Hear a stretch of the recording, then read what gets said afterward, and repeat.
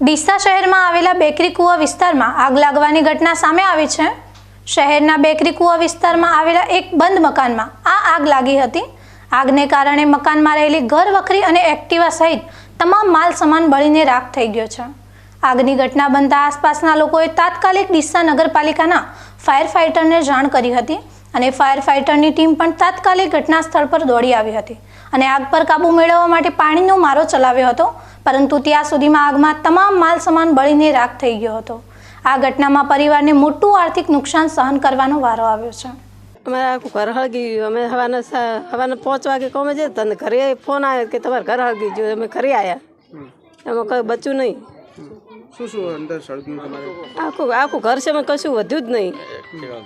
શું પડ્યું હતું ઘરમાં? એક્ટિવા નવું પડ્યું હતું, પછી સરસેમન બધું ઘરવાર હોય બધું પડ્યું હતું, પૈસો ટકો આના બધું ઘરમાં જ પડ્યું હતું। અહીં આગળ જ કશું બચ્યું નથી?